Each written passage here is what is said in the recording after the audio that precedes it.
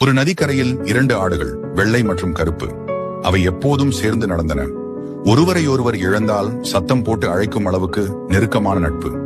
ஒரு நாள் நகரிலிருந்து வந்த வியாபாரிகள் வெள்ளை ஆட்டை பிடித்து படகில் ஏற்றி நதிக்கு பின்னால் உள்ள சந்தைக்கு எடுத்துச் சென்றனர். கருப்பு ஆடு அதே இடத்தில் இரவில் நின்று நிலவின் வெளிச்சத்தில் நதியை பார்த்துக் கொண்டிருந்தது. ஏக்கம், புலம்பல்.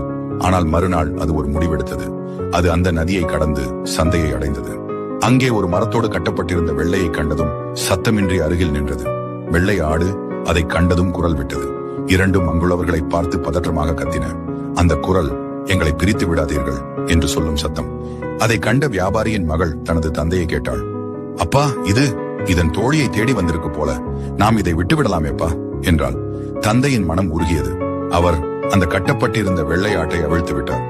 பிறகு இரண்டும் மீண்டும் ஒன்றாக சென்றன. விலங்குகளுக்கும் உணர்வுகள் உண்டு. உண்மை நட்பு எந்த ஆற்றையும்